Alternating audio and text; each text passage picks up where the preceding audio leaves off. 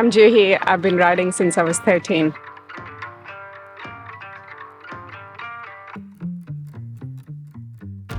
So I first got into motorcycling when I was 13, and it was my sister's motorbike that she used to ride to university, and my parents were absolutely against it. And I swung my leg over, sat behind her, and thought, oh yeah, I really like doing this. I could chase boys on this. So yeah, next year I went to pre-university, and I got to have that bike and start riding it.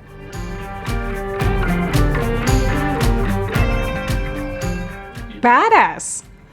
What else? It was amazing. The boys had heavier bikes. I could be at the lights and beat them, and yeah, it was amazing because we didn't wear helmets back then. I didn't have a license or anything. So I would ride in full-on Indian clothes, and people could see me riding and a girl riding, which was awesome.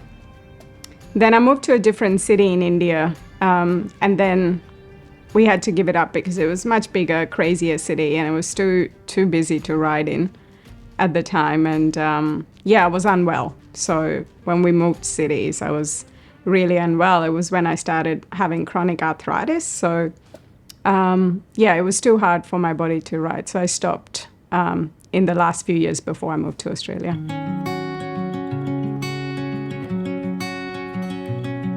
So I always intended to get back to riding. And my hope was that when I get back to riding, I get to ride a Royal Enfield.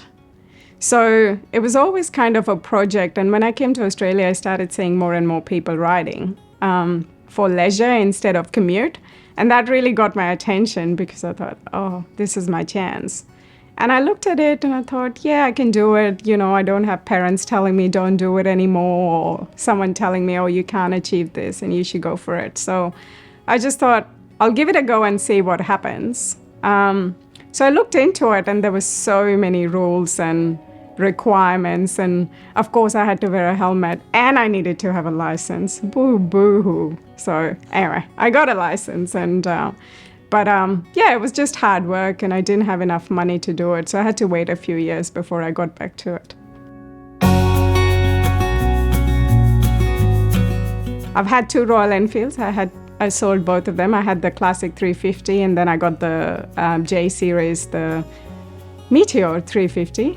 She was called Red Bell because she was red. I was rebellious to do it after selling the first Royal Enfield. My husband said, what are you doing? Well, she's pretty and I've got to try it. So we bought her. But so she's gone to someone else as well. But yeah, great little bikes, but not for me.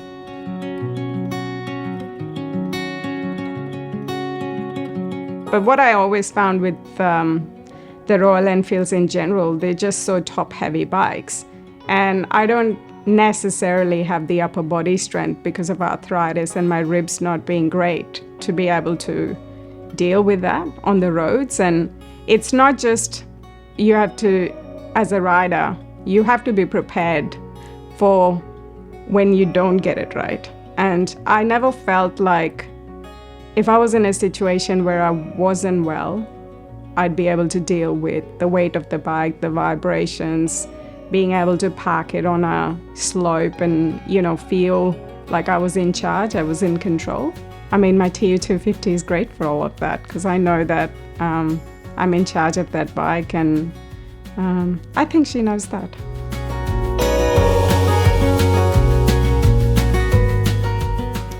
So it's the 2015 TU250X Suzuki.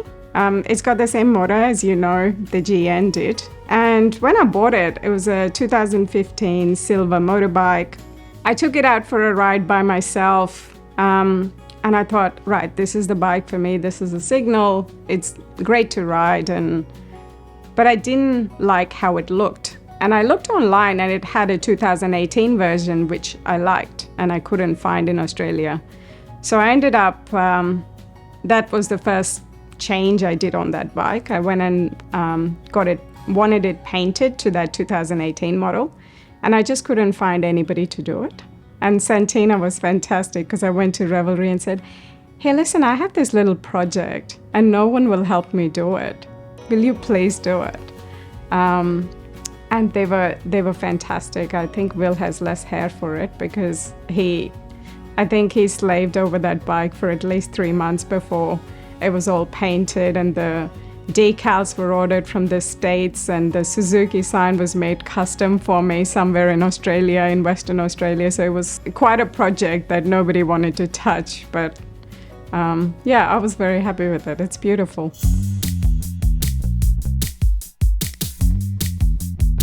I mean, I know I'm going to change the tail light. I've picked one from Third Gear. It's a really nice chrome one with stop written on it. So I quite like that. So I'm going to get that fitted at some point. When I start doing a little bit longer rides, maybe further in country, I might get some soft leather bags on it and a little pannier to go with it. I'll see how I go. I'm a very light traveler, so I'm not too keen on getting more luggage on it, but I might, I don't know. And I did get a Brogue exhaust actually. It didn't match my bike because I really like chrome, and the color wasn't right. So $900 later and all the effort, I decided, that wasn't quite right. So I changed it back to the original. And now I spend at least once a month, 2 to 4 hours shining it with steel wool, which is great for me. I love doing that.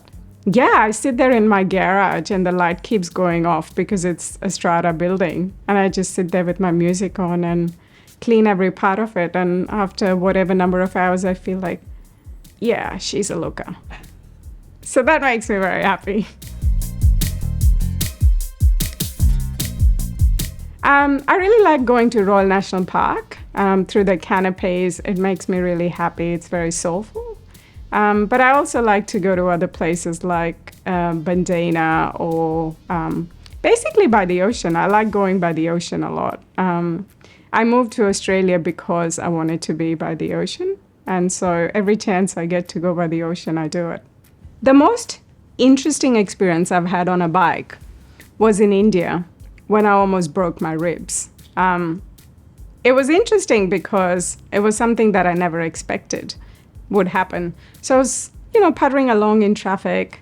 This car just stops. I don't stop in time.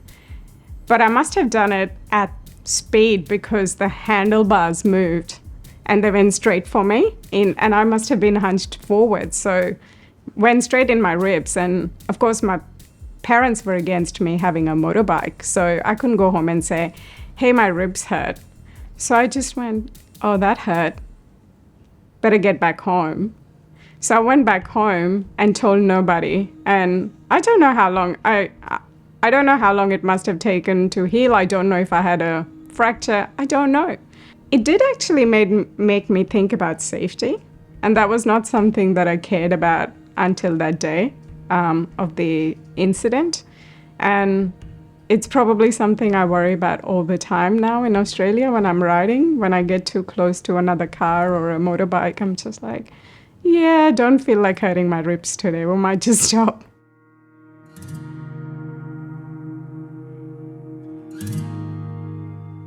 You have to be brave because I feel like it takes bravery or absolute foolishness to do it. You have to be comfortable with what you do. I got myself an instructor because I was getting back into it. And I hadn't ridden for so long, so I got a private instructor who was super patient and calm. So I spent a lot of time doing that, and I think that was the best thing I did for my confidence because it reminded me how important it is to really know your bike and know how heavy it is. I don't know all the tech specs of my bike, but I know if it falls, I can pick it up. I know where the parts are. I know which bits are going to be hot and not to touch, so I think that's probably my advice is really invest in training. Know what you can do with the bike, know the bike you're going to ride.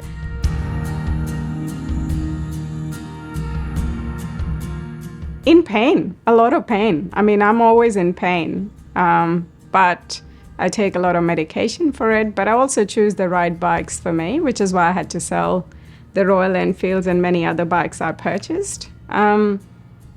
I need to be able to enjoy riding as a pursuit for what I started with. I love cows. So I take lots of pictures of cows. I like to go to the country. I like to go by the water. And I wanted a bike that could slow down but not hurt my body and still give me the enjoyment of doing that and stopping anywhere I want. For me, when I put the helmet on, I feel like I can't think about anything else. And that makes me sometimes really, really happy because I can just look at the scenery and be in this world that's just about beautiful scenery. And sometimes I ride just to get away from whatever it is that's holding me back, and the focus it takes on the road just helps me kind of heal through whatever's going on in my body on the day or in my mind or my heart. So yeah, it just makes me feel different, but it always makes me feel in charge, which is something that I really love about riding. I feel like I'm in charge.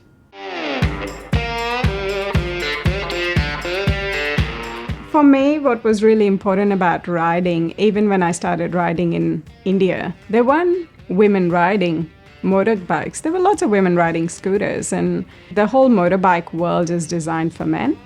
The clothes, the height, the average seat height, the positions, the shoes, the helmets, everything's designed for men. And the women variations of everything are just meh.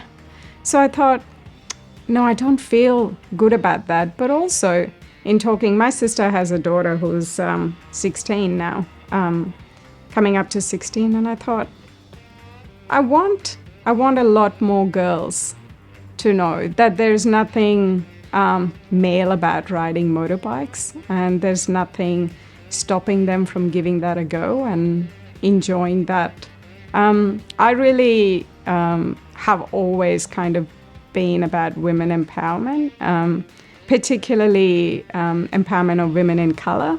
And so for me, that's an area of my passion, and everything I do every day is I consciously think about how can I support women in what they do. And if riding a motorbike and going and talking to you today creates a channel for people to feel inspired from my story, I would love that to happen and create a ripple effect so that more women feel like they can do whatever they want, including riding a motorbike. So we'd love to be able to share more rider stories. So if you've got an interesting story, then send me an email. But for now, check out this playlist with some of the incredible women riders that we've done stories on.